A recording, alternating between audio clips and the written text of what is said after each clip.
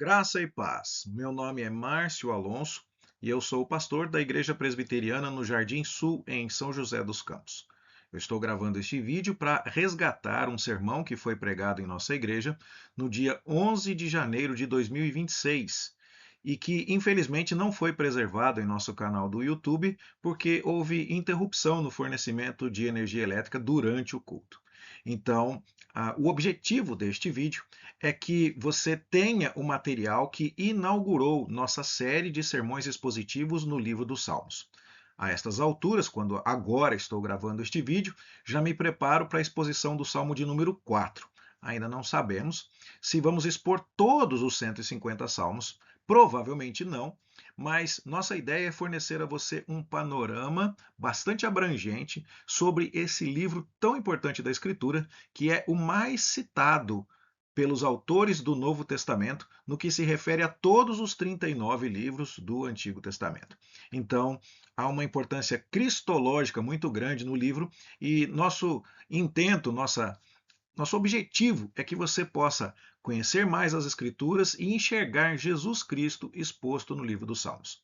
Ao final deste vídeo, nós vamos colocar para você o endereço do nosso canal no YouTube e também o nosso contato para que, naquilo que pudermos servir a Deus servindo a você, estejamos à sua disposição. Caminhe conosco nesta série de exposições e aprendamos juntos sobre Cristo exposto no livro dos Salmos. Deus o abençoe. Assim lemos na santa e bendita palavra do Senhor. Bem-aventurado o homem que não anda no conselho dos ímpios, não se detém no caminho dos pecadores, nem se assenta na roda dos escarnecedores. Antes, o seu prazer está na lei do Senhor, e na sua lei medita de dia e de noite. Ele é como árvore plantada junto à corrente de águas, que no devido tempo dá o seu fruto e cuja folhagem não murcha. E tudo quanto ele faz será bem-sucedido. Os ímpios não são assim. São, porém, como a palha que o vento dispersa. Por isso, os perversos não prevalecerão no juízo, nem os pecadores na congregação dos justos. Pois o Senhor conhece o caminho dos justos, mas o caminho dos ímpios perecerá. No meu tempo de seminário, eu fui apresentado a essa poesia. Num posto da Ipiranga às margens plácidas, de um volvo heróico brama retumbante, escol da liberdade em raider fúlgido, brilhou no shell da pátria nesse instante. Se o quinor dessa igualdade conseguimos conquistar com braço forte, em teu seiko, ó liberdade, desafia nosso peito a Microsoft. Ó Parmalat, Mastercard, salve a Sharp. E a poesia continua, e eu coloquei ela completa aqui para você no lado direito do slide. Se você entendeu a brincadeira, e entendeu a intenção da pessoa que organizou estas palavras, é porque você conhece o hino nacional brasileiro e é porque você conhece as marcas de combustível, de carro, de cerveja, de cartão de crédito e outras coisas que estão sendo mencionadas aí. É preciso haver um conhecimento destas coisas para que se possa fazer uma interpretação correta daquilo que o autor deste texto pretendeu comunicar. E isso é importante que saibamos porque, se uma pessoa de outro país lesse isso, ainda que ela entendesse os logotipos, se ela não tivesse em mente o hino nacional brasileiro, ela não saberia do que se trata. Não entendeu tudo. Então, para que a compreensão de um determinado texto, seja ele bíblico ou não, possa ser a mais completa, é necessário um quadro de referências, informações que vão nos ajudar a perceber as diversas camadas do texto. Há uma camada nesta poesia, nesta brincadeira, que remete ao hino nacional, há outra camada que remete aos logotipos, e quando você junta tudo isso, você então tem a piada, a graça, que surge quando você justapõe todas essas coisas. Nossa interpretação do livro dos Salmos vai ser feita numa abordagem bastante semelhante. Nós tentaremos resgatar as diversas camadas de significado de cada salmo e vamos começar fazendo isso pelo primeiro salmo bíblico, o salmo de número 1. A primeira coisa que queremos destacar aqui vem da ideia da poesia. Os salmos são poesias, são poemas, são textos que buscam expressar verdades com beleza no arranjo das ideias. E este salmo em particular é um salmo de sabedoria, um salmo que procura comunicar instruções para uma vida feliz, uma vida sábia, uma vida de conforto, de prazer santo. E você percebe então que este salmo vai falar de um homem que tem o seu prazer na lei do Senhor, que tudo que ele faz vai ser bem sucedido. Ele indica, portanto, uma trajetória que deve ser seguida com sabedoria por aqueles que desejam ter uma vida plena. E isso é feito de forma poética, quando temos progressão de ideias, o conselho dos ímpios, o caminho dos pecadores, a roda dos escarnecedores. Isso também é feito quando temos contraste entre o justo e o ímpio. E nós precisamos então começar a nossa análise do Salmo 1 analisando esta camada de poesia. Estamos lendo uma poesia de sabedoria. O salmo começa falando de bem-aventurança, ou literalmente no hebraico, felicidades, no plural, dando a ideia de que o homem que faz estas coisas será muito feliz, pluralmente feliz, se assim podemos dizer. O homem pluralmente feliz, muito feliz, não faz várias coisas. Não anda no conselho dos ímpios, não se detém no caminho dos pecadores, nem se assenta na roda dos escarnecedores. Isso nos faz lembrar dos muitos nãos dos 10 mandamentos. E aqui então nós já temos uma lição importante. Quando Deus nos proíbe de fazer algo, ele não está desejando a nossa frustração, mas sim a nossa felicidade. Como um pai que orienta o seu filho a não colocar o dedo na tomada, porque ele vai levar choque, Deus também nos proíbe de muitas coisas para o nosso bem. Foi assim desde o jardim do Éden, quando Adão não deveria comer da árvore do fruto do conhecimento do bem e do mal. Isso então deve nos lembrar que o povo de Deus não faz determinadas coisas. Não deve praticar o sexo fora do casamento, não deve roubar, não deve mentir e não deve fazer tantas outras coisas para o seu bem, para as suas felicidades, no plural, como nos lembra este salmo. Assim, atitudes contrárias à lei de Deus, essa certa oposição à lei, antinomismo é essa palavra. Nomos é a palavra grega para lei, e anti é contrário, né? Uma oposição. Então, aquilo que é contrário à lei, essa atitude de rejeição aos mandamentos, não é compatível com a verdadeira felicidade. As pessoas que amam a Deus entendem que os mandamentos de Deus são para o nosso bem, para a nossa maior alegria. Ainda na camada da poesia, nós temos aqui uma progressão que pode ser notada no versículo 1. Primeiro, o homem anda, ele passa por perto, né? Ele experimenta aquela trajetória do conselho dos ímpios. Depois ele se detém, ou seja, ele para e começa a considerar aquilo. E depois ele se assenta, ou seja, ele se estabelece, dando uma ideia clara aqui de que um pecado vai abrindo janelas de concessão que vai levando a pecados maiores. Você percebe isso, especialmente no fato de que o grau de pecaminosidade das pessoas mencionadas vai aumentando.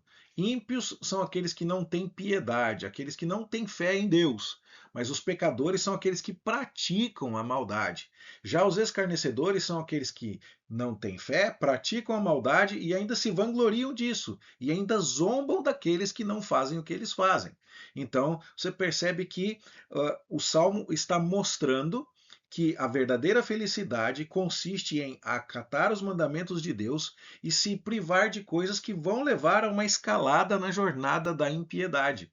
E o homem feliz não se envolve nessas coisas. Pelo contrário, ele tem prazer na lei do Senhor. Ou seja, ele não cumpre a lei de Deus simplesmente porque é preciso, é um mal necessário para alcançar a felicidade. Não. Deus nos chama para ter prazer nas coisas dele. Deus nos convida a uma vida de intensa alegria na sua presença. Então, quando pensamos que os mandamentos de Deus são uma espécie de mal necessário ou alguma privação que infelizmente precisamos suportar para podermos alcançar o caminho da felicidade, nós ainda nem sequer entendemos o que Deus está nos propondo na sua palavra. Esse homem justo, feliz, bem-aventurado, cheio de felicidades, que entende os mandamentos de Deus, ele medita na lei de Deus dia e noite. Essa ideia de meditar tem a ver com envolver o pensamento e não apenas entender o propósito do mandamento, mas se dedicar em reflexão a ele.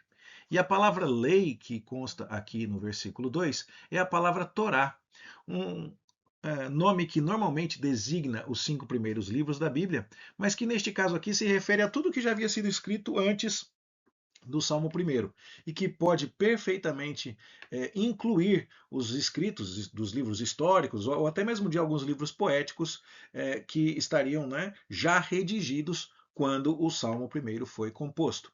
A ideia é o homem que não se envolve nas coisas de ímpios, de escarnecedores, ele se envolve ativamente na lei de Deus e faz isso com prazer.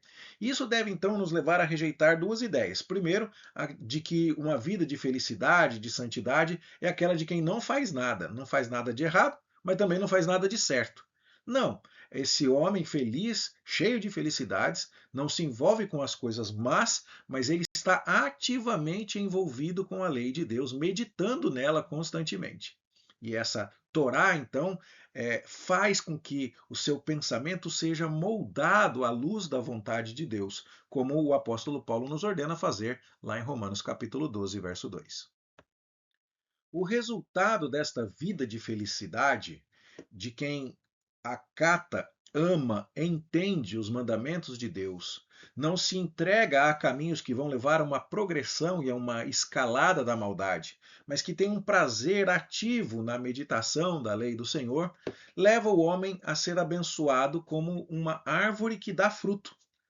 Então, os seus esforços haverão de produzir resultado. Ele tem vigor, ele é como uma árvore cuja folha não murcha, e ele então terá sucesso, ele será bem sucedido em suas empreitadas, e é assim que o Salmo, poeticamente, descreve, na linguagem de literatura de sabedoria, a felicidade, a bem-aventurança do homem justo. A segunda parte do Salmo, porém, vai fazer um contraste entre os justos e os ímpios. E esse contraste vai começar muito claramente na língua hebraica, quando o versículo começa: não é assim com os ímpios. Então, na língua portuguesa, isso ficou um pouco deslocado. Os ímpios não são assim. Mas o não são assim é o começo da frase hebraica, dizendo: é tudo ao contrário quando se refere aos ímpios. É diferente, eles não são felizes, eles não são bem-sucedidos. Então, perceba um contraste claro aqui, que também nos vem da maneira poética como isso foi colocado no idioma original do texto bíblico. O Salmo então vai falar de ímpios, são pessoas que não têm piedade. Os perversos são os que praticam a perversidade. Pecadores, aqueles que pecam, são tomados aqui como sinônimos, embora as palavras tenham alguma diferença no total do seu significado, no seu campo semântico, mas são palavras que descrevem os homens maus. Já os justos são aqueles já descritos nos versículos anteriores, que estão em franco contraste com esses homens maus. Perceba, portanto, que o Salmo coloca dois grupos de pessoas e apenas dois. É importante lembrar disso porque há muitas pessoas que acreditam estar numa situação intermediária. Não, eu não tenho prazer na lei de Deus, eu não leio a lei de Deus e não medito na Torá dia e noite, mas eu também não sou como essas pessoas más aí, não. No entanto, o Salmo não conhece meio termo. Aliás, a Escritura, desde Gênesis, capítulo 3, já está falando que há dois grupos na humanidade. Né? Aqueles que descendem de uma linhagem abençoada, que Deus vai conduzir, e aqueles que descendem de uma linhagem amaldiçoada, que Deus vai julgar. Então, nós falaremos disso um pouco mais à frente, mas é importante que você entenda muito bem isso. Ou você é de Deus, ou você é contra Deus. Jesus disse: quem comigo não ajunta, espalha. Então, quem não é por mim, é contra mim. E nós devemos ter isso muito claro em nossa mente, enquanto lemos também o Salmo 1. Então, agora, considerando esta primeira camada de significado do Salmo, olhando para ele como uma poesia de sabedoria, vamos pensar em algumas aplicações. Primeira delas, felicidade verdadeira só existe em Deus. Quando você está se sentindo feliz longe de Deus, é preciso tomar muito cuidado, porque este é um engano de Satanás. O homem verdadeiramente feliz encontra sua realização apenas e tão somente em Deus. As bênçãos e felicidade decorrem da obediência. Não é possível encontrar felicidade verdadeira em desobediência e em oposição a Deus. Pode ser que você encontre algum prazer, porque senão as pessoas não praticariam seus pecados, isso é óbvio. Mas esse será um prazer temporário, esse será um prazer com efeitos colaterais, e esse será um prazer que, no final das contas, não vai compensar, porque vai acarretar sobre si o juízo de Deus. Bênção e felicidade verdadeira decorrem da obediência. Isso então também nos leva a pensar na jornada do homem justo, lá do versículo 1. Quem são nossas companhias, nossas conversas? Quem são nossas referências, os nossos exemplos? Quem são as pessoas que são modelo para nós e que são a companhia que nós procuramos? Bom, se você andar com pessoas más, com ímpios, com perversos, não se iluda, você se tornará um deles. Então, isso pode começar considerando os caminhos deles, daqui a pouco você para observar e se detém, e daqui a pouco você se assenta para escarnecer junto com eles. Então, esta primeira camada dos Salmos nos lembra de refletir a respeito disso. A primeira camada do Salmo 1. Com quem você tem andado? Quem são as suas companhias? Quais são as suas conversas? Não é? Quem são os seus modelos, as pessoas que você gostaria de imitar? Isso precisa ser também considerado quando analisamos o Salmo 1. Também devemos nos perguntar qual dos dois caminhos nós temos trilhado. Somos justos ou somos perversos? Amamos a lei de Deus? Temos prazer nas coisas de Deus? Ou nosso prazer está em outras coisas, em conversas de escárnio, em roda de gente que fica falando bobagem? Não é? Qual tem sido o nosso caminho? E o final da história, né, o contraste entre o justo e o ímpio, nos convida também à reflexão. O justo permanece como uma árvore plantada junto a ribeiro de águas, ele tem sucesso, né? E o sucesso aqui bíblico é descrito no Salmo 1, poeticamente, em termos de permanência, de frutificação. Já o ímpio é como uma palha que o vento dispersa. O lavrador naquela cultura, né, ele levava o seu cereal para o alto da montanha e com algum objeto semelhante a uma peneira jogava aqueles grãos para o alto e o vento levava a palha embora e o grão permanecia. A ideia então de que o justo permanece como o grão, ou até mesmo como uma árvore já plantada, enquanto o ímpio é levado pelo vento como uma palha, dá para a gente aqui a dimensão do que Deus quer que saibamos. O caminho da maldade, o caminho da perversidade não vai prevalecer. E se você está seguindo esse caminho, saiba, ele tem um destino fixo que não pode ser alterado. O caminho da bem-aventurança é o caminho de amar a Deus e amar a sua lei. E o caminho da não permanência, do perecimento, é o caminho da perversidade. Todos nós devemos atentar a isso. Bom, nós vimos então a primeira camada do Salmo 1, que é a camada da poesia, o fato de que temos diante de nós um poema de sabedoria, que fala sobre a vida do homem feliz e a vida do homem que vai perecer, fazendo isso com progressões, fazendo isso com contrastes, mencionando o prazer em Deus e não no escárnio. Então, agora entendemos isso. Mas, do mesmo jeito que nós vimos aquela poesia feita com o hino nacional, há mais a ser lido no Salmo 1. Porque quem lia aquela poesia da abertura desta mensagem sabia que estava se tratando do hino nacional brasileiro para poder entender as diversas camadas de significado que eram trabalhadas naquela obra. A mesma coisa deve acontecer com quem lê o Salmo 1. É preciso entender que estamos falando de uma poesia de um israelita, de alguém que pertence ao povo escolhido de Deus, o povo que saiu do Egito e foi entregue em Canaã, o povo que recebeu as promessas por meio de Abraão, Isaac e Jacó, o povo que tem o livro de Gênesis, que conta a história do surgimento da humanidade, do Jardim do Éden. Então, agora nós vamos abordar esse texto numa segunda camada de compreensão, que vai envolver a teologia bíblica e a história da salvação. E aí então nós precisamos nos perguntar: o que um judeu entenderia quando ele visse um poema sobre um homem feliz, abençoado, quando ele lesse um poema que fala de árvore, de correntes de águas, de fruto e de folhagem que não murcha? Você percebe que esse cenário nos remete ao jardim do Éden? Ao homem bem-aventurado que andava com Deus e estava num jardim com árvores que Deus plantou, árvores que estavam junto à corrente de águas, que davam seus frutos, que seriam o mantimento dos seres humanos. e que não havia perecimento naquele jardim, as folhas das árvores não murchariam, porque não havia pecado ainda a corromper a criação. Então, esse salmo remete à ideia de que o prazer e a felicidade que Deus está oferecendo é um certo resgate do jardim do Éden que foi perdido. E isso então precisa estar em mente quando nós estamos interpretando este salmo agora, numa segunda camada, que vai envolver então a história da salvação e a teologia bíblica. Você pode ler em Gênesis 1:22 que Deus criou o homem e a mulher e os abençoou, e que havia árvores, rios e correntes de águas em Gênesis 2, versos 9 e 10. Reforçando então esta ideia que era mais evidente para o israelita que lia este texto do que normalmente o é para nós. No entanto, o que foi que aconteceu com Adão? Ele estava naquele lugar, feliz, bem-aventurado, árvore, águas, frutos, e, no entanto, ele ouviu um conselho ímpio. Pode comer da árvore. Não, não vai ser do jeito que Deus está falando, não.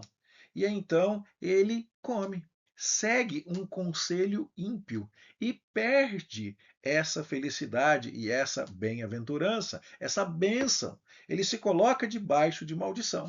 Isso também é algo que era muito mais evidente para os primeiros leitores do que costuma ser para nós.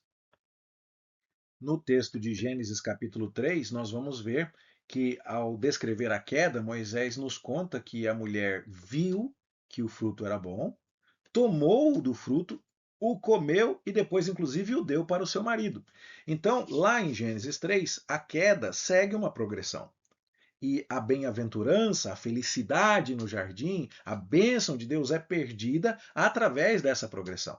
Já o homem bem-aventurado, aqui no Salmo 1, ele não entra nessa espiral descendente. Ele não anda no conselho de ímpios, não se detém no caminho de pecadores, nem se assenta na roda de escarnecedores. Então, essa progressão é barrada, ela é travada aqui. Enquanto Adão caiu, este homem bem-aventurado não caiu. E se o Salmo apresenta o contraste entre ímpios e justos, a história da queda vai apresentar também a mesma batalha, o mesmo contraste entre justos e ímpios. Você vê que Deus fala com a serpente, que Deus fala com a mulher lá em Gênesis 3, que ele haveria de resgatar o casal, resgatar a humanidade do pecado. Ele não entrega Adão e Eva à serpente. Ele diz que a serpente errou e seduziu o primeiro casal, e por causa disso, ela, a serpente, era maldita. No entanto, Deus que havia abençoado o homem e a mulher não os amaldiçoa. Ele diz a Adão: visto que vocês fizeram isso, maldita é a terra por causa de vocês. Então, a terra recebe maldição, mas o primeiro casal não recebe. E Deus então diz que não vai entregar a humanidade a Satanás. Ele diz: porém inimizade entre você e a serpente, falando com a mulher. Então, é como se Deus dissesse: não vou permitir que o diabo arraste vocês para longe de mim. Haverá sim alguma evidência da influência da serpente na linhagem humana, porque Deus diz que vai colocar inimizade entre a descendência da mulher e a descendência da serpente, dando-nos uma noção clara de que ali começa uma batalha cósmica. Ou seja, descendentes maus de Adão e Eva haverão de lutar pelo partido da serpente, enquanto descendentes piedosos que receberão a misericórdia de Deus haverão de servir a Deus. Isso fica muito claro já no contraste entre Caim e Abel. Caim, que é do maligno, segundo diz o apóstolo João na primeira carta, vai matar Abel. E aí então parece que o time de Deus está perdendo, mas então Deus levanta Sete, um substituto, e a linhagem de Sete é piedosa. E você vai ver o contraste entre as duas genealogias de Caim, no capítulo 4 de Gênesis, e de Sete, no capítulo 5 de Gênesis, mostrando este contraste entre esses únicos dois grupos que existem: os filhos de Deus e os descendentes da serpente. A linhagem abençoada e a linhagem que carrega maldição. Então, essa ideia era muito clara para também o leitor piedoso do Salmo 1, que estava lendo este texto em primeira mão lá no Israel antigo. O Salmo fala que o caminho dos justos é conhecido por Deus e o caminho dos ímpios vai perecer. Da mesma maneira que Gênesis 3,15 está falando, na sequência, que Deus vai guiar a descendência da mulher em bênção e que ele vai julgar a descendência da serpente. E que um descendente da mulher vai esmagar a cabeça da serpente. Então você entende aqui que há uma vitória já decretada por Deus lá, logo após a queda em Gênesis 3, uma vitória que também é expressa aqui no Salmo 1, quando nós o lemos à luz da teologia bíblica e da história da salvação.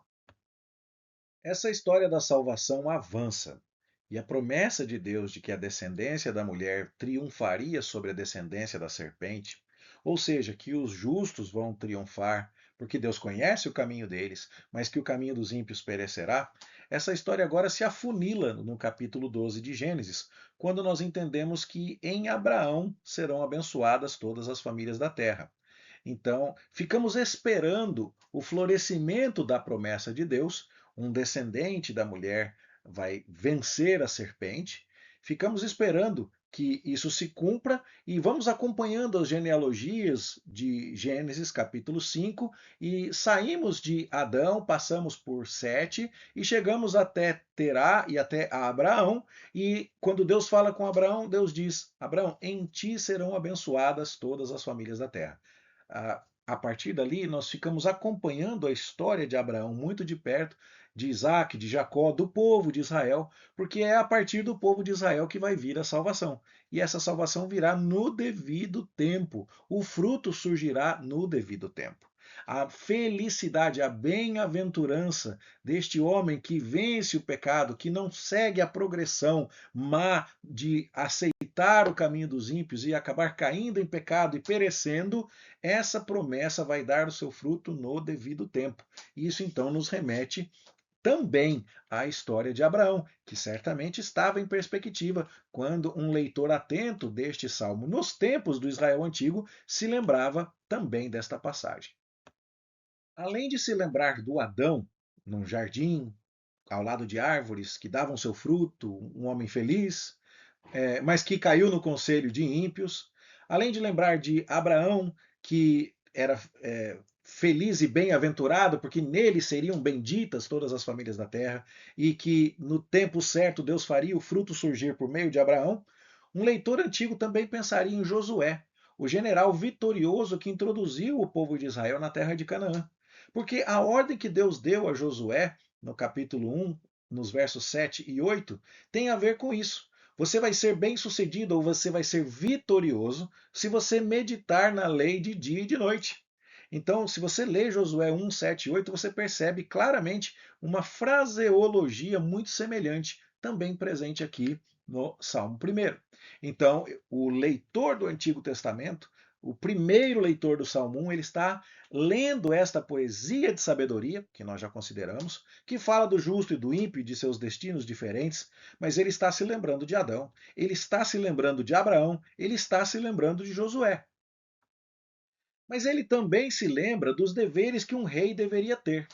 Em Deuteronômio 17 e 19, Moisés orienta que os reis israelitas deveriam meditar na lei de dia e de noite, deveriam providenciar para si cópias e ter acesso constante a elas para governar o povo segundo a lei de Deus. E o texto, então, de Deuteronômio diz que quando Israel fosse estabelecer sobre si um rei, esse rei deveria ter consigo uma cópia da Torá. E ele então deveria ler nela todos os dias da sua vida, para que ele aprendesse a temer a Deus e guardar as palavras desta lei e cumprir esses estatutos. Isso era particularmente importante para o judeu da época de Davi, porque ele sabia das histórias do seu povo. Ele conhecia a história de Saul, um rei que não obedeceu à palavra de Deus e que foi rejeitado, enquanto Davi, que temeu ao Senhor e amou a lei de Deus, foi aceito por Deus e recebeu de Deus a promessa de que o seu descendente se assentaria no trono para sempre. Ou seja, Saul perece como a palha, Davi permanece como a árvore plantada junto a ribeiros de águas. E aí então você lê este salmo com também esta informação em perspectiva. O leitor do Antigo Testamento estava lembrando do Adão, no paraíso, ele estava lembrando de Abraão, que no devido tempo dá o seu fruto, ele estava lembrando de Josué, que meditava na lei dia e noite e ia ser bem sucedido, ele estava lembrando do rei, que deveria meditar na lei também, sabia que Davi meditava na lei e amava a lei de Deus e escreveu os salmos, e sabia que Saul pereceu como a palha que o vento dispersa. Isso tudo estava obviamente presente no universo de informações prévias que um leitor israelita antigo trazia consigo quando fosse ler este salmo. Eu deixo aqui com você dois textos que nos lembram disso, né? Em 1 Samuel 15, nós vemos que Deus rejeitou a Saul para que ele não fosse rei. E em Ezequiel 37, nós também lemos que Deus prometeu que Davi reinaria para sempre e eternamente sobre o povo de Israel.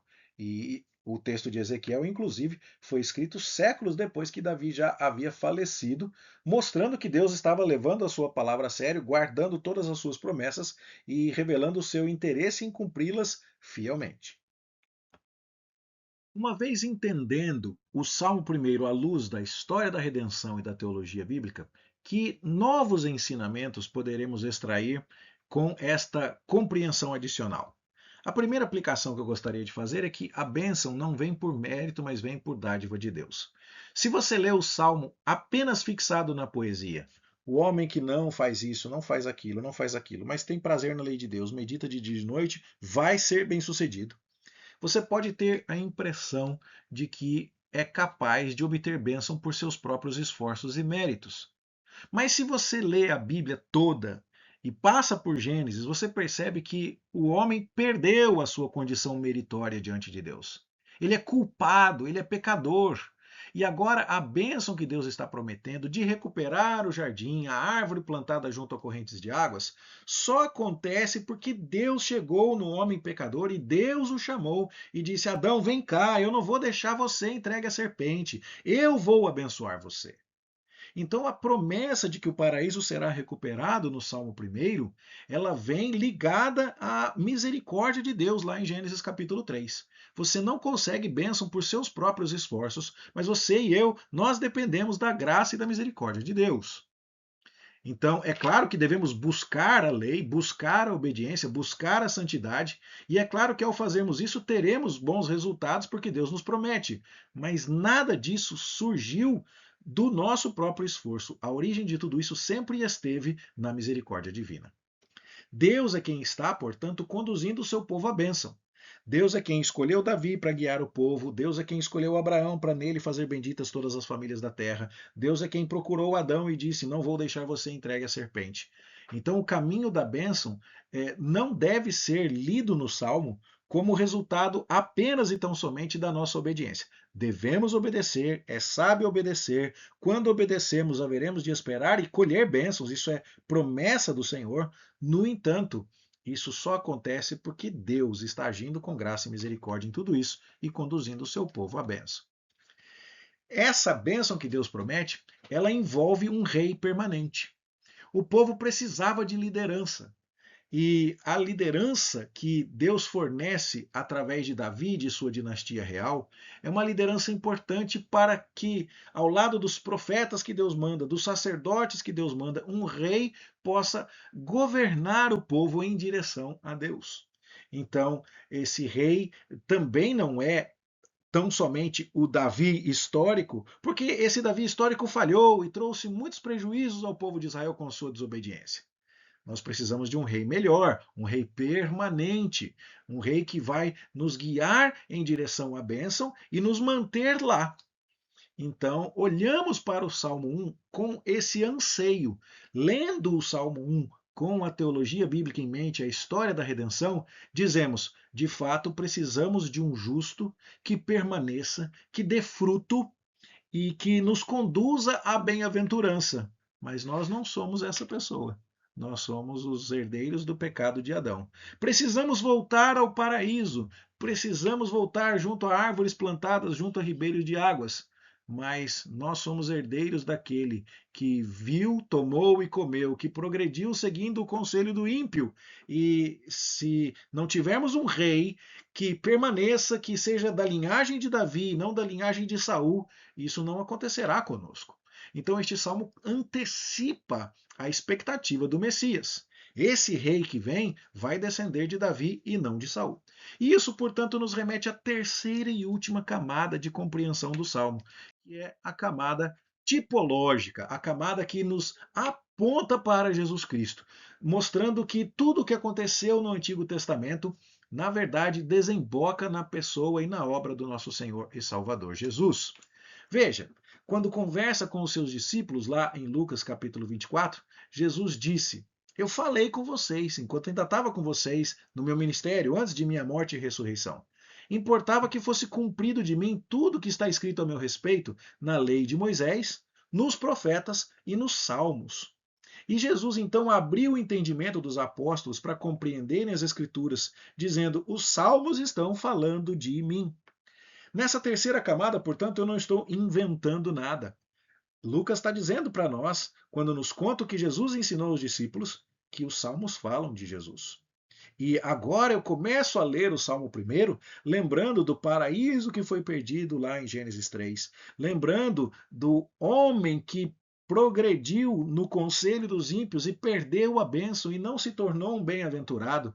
Lembrando agora de Davi, que vai permanecer para sempre, ao contrário de Saul, na pessoa do seu filho, bendito o Senhor Jesus Cristo. E eu começo a entender que o bem-aventurado do qual o Salmo 1 fala é o Senhor Jesus Cristo. E eu não tenho dificuldade com essa conclusão, porque Lucas está me assegurando aqui, nas palavras de Jesus, que os salmos falavam do Senhor Jesus Cristo. Sim, eu sei que Adão foi abençoado, mas ele pecou. Abraão recebeu a promessa, mas ele pecou. Josué foi um general vitorioso, introduziu o povo na terra do descanso, mas ele também falhou como líder e era um pecador. Davi foi um rei ungido, mas ele pecou. Embora Deus tenha abençoado o seu povo com a promessa que fez a Adão, as promessas feitas a Abraão, a vitória que concedeu a Josué, as promessas e a aliança que fez com Davi, nenhum deles atingiu esse padrão perfeito de obter a bênção do Senhor, de cumprir de tal forma a lei de Deus que possa dizer: eu vou permanecer para sempre, o meu trabalho vai frutificar. Nós não podemos reivindicar isso porque nós não somos capazes de cumprir isso. Ninguém atinge esse padrão, apenas Jesus. E a história bíblica, portanto, narrada no Antigo Testamento, conduz todos os seus raios para o eixo central que é Jesus Cristo. Ele é o centro de tudo que há.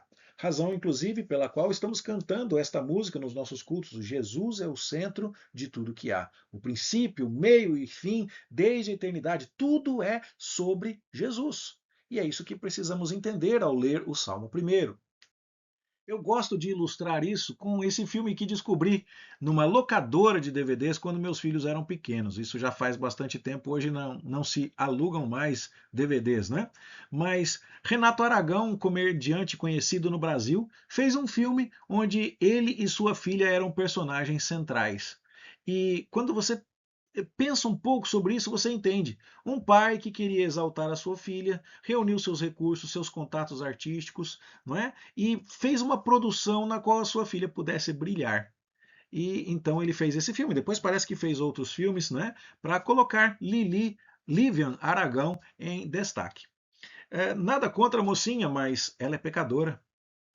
Nada contra Renato Aragão, mas ele é pecador e ele tem recursos muito restritos, muito limitados para honrar a filha dele. Existe um filme muito maior e absurdamente superior, um enredo de uma história muito mais complexa, muito mais cheia de reviravoltas e que engrandece um personagem muito maior. É o filme de toda a história que Deus o Pai traçou para engrandecer a figura de Deus o Filho. Então, lá em Gênesis 3, Jesus já é anunciado. Em Abraão, ele é prometido. Em Josué, ele é prefigurado. Em Davi, ele é prometido novamente como rei. E este salmo está falando deste rei Jesus. Tudo está apontando para este rei Jesus. E é assim que nós devemos ler a Bíblia, todo o Antigo Testamento incluído, claro, e o livro dos Salmos em particular, como é o nosso propósito ao fazer essa série de sermões.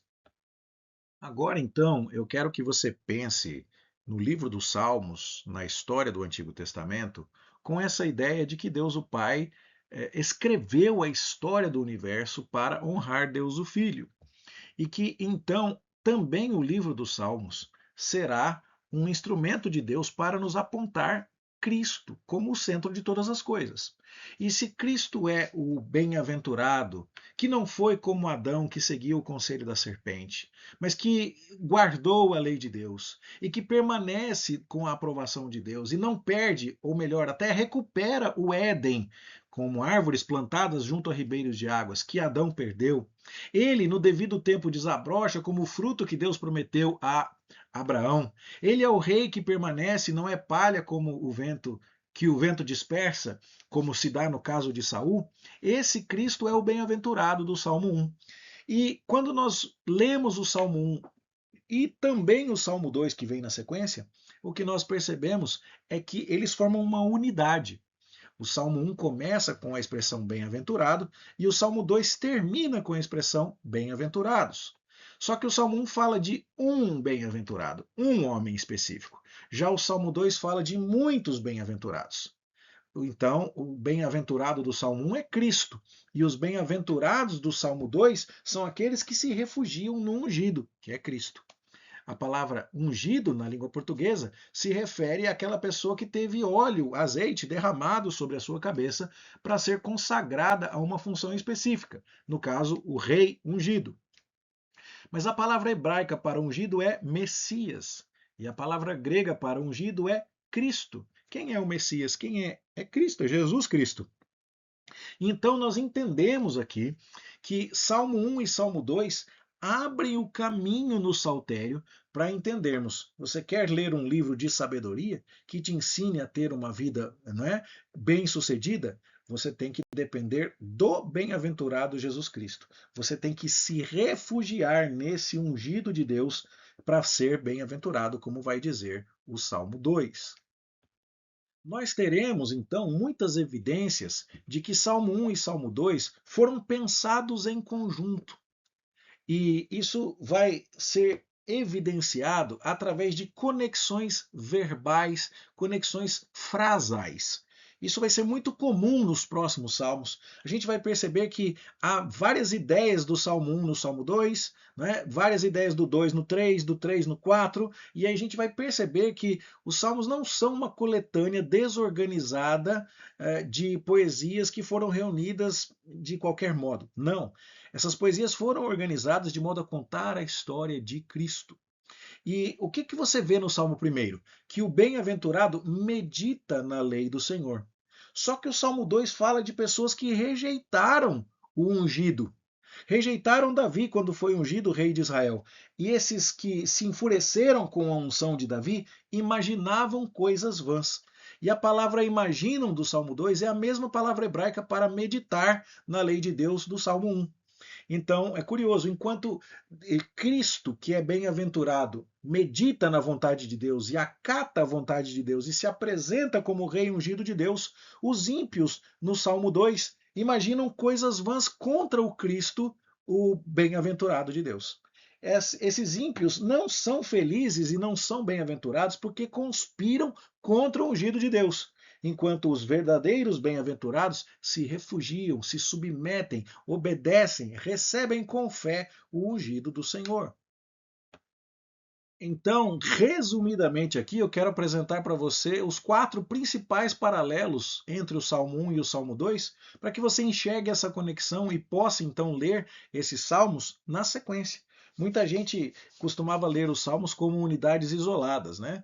Então, desconsiderando o que veio antes, o que veio depois, a posição daquele salmo no corpo do livro, e cremos que essa não é a melhor maneira de ler o livro dos Salmos. É preciso levar em conta as intenções editoriais do compilador final do livro, inspirado pelo Espírito Santo. Porque o Salmo 1 foi colocado como o primeiro salmo com uma intenção clara: apresentar o caminho da sabedoria, da vida feliz, a partir de uma pessoa que foi completamente justa e permaneceu: Cristo. E o Salmo 2 foi colocado em seguida para dizer: esse é o ungido de Deus. E se você imaginar coisas contrárias a esse ungido, você vai perecer. Mas se você se submeter a ele, se refugiar nele, você será bem-aventurado. Então perceba essas unidades, né? O Salmo 1 começa com bem-aventurança, o Salmo 2 termina com bem-aventurança. No Salmo 1, o homem justo não se assenta na roda dos escarnecedores.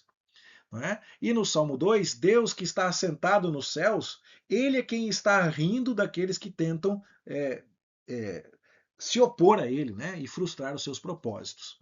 O justo medita na Torá, no Salmo 1. Já os povos que são contrários ao Messias meditam coisas vãs, meditam vaidade, no Salmo 2. O caminho dos ímpios perecerá, e o aviso que é dado no Salmo 2 é: submeta-se ao Messias, senão você vai perecer no caminho, o caminho dos ímpios. Então, quem são os ímpios do Salmo de número 1? São aqueles que não se abrigam, não se refugiam no Messias, no ungido. Quem é o ungido? É o bem-aventurado. Então agora nós começamos a compreender de maneira mais cristocêntrica os Salmos 1 e 2.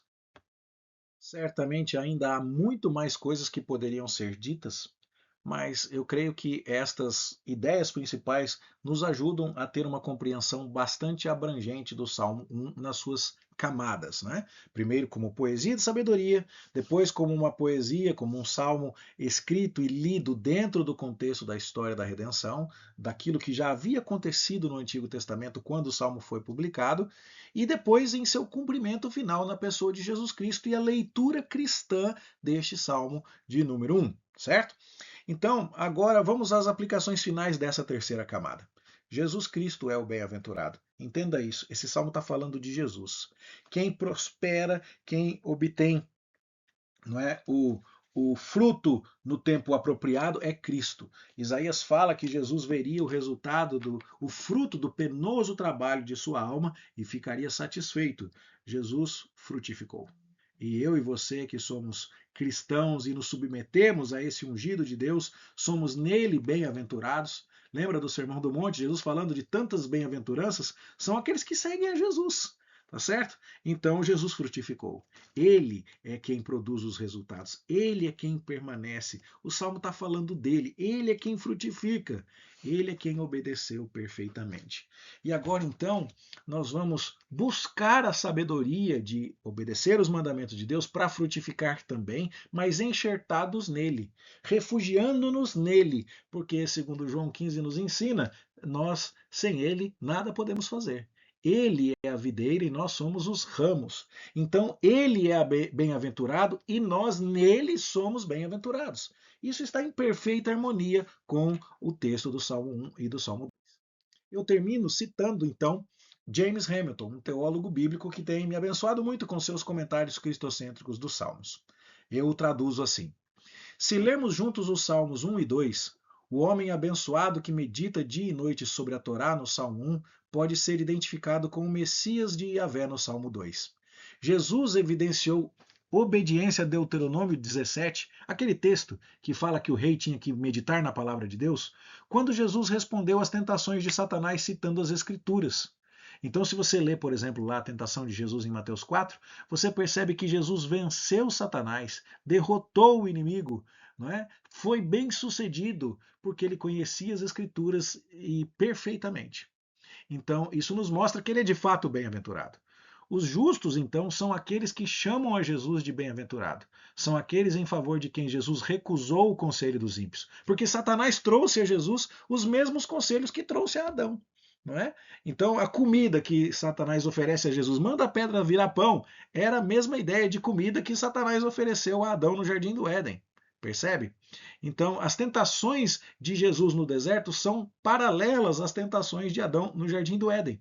E, no entanto, Adão seguiu o conselho dos ímpios. Jesus recusou o conselho dos ímpios. Ele recusou o caminho dos pecadores, recusou o assento junto aos zombadores. Ele falou: retira-te, Satanás, porque está escrito. Ele meditou e amou e teve seu prazer na lei de Deus muito mais do que no conselho do inimigo. Então, Jesus é esse bem-aventurado. Como cristãos, então, nossa primeira resposta ao Salmo 1 é bendizer ao Senhor Jesus, ao vermos como ele fez o que Adão e o que nós falhamos em fazer. E por meio disso, nós vamos começar a imitar Jesus em seu deleite pelas Escrituras, meditando sobre as Escrituras e assim desfrutando da bênção de Deus.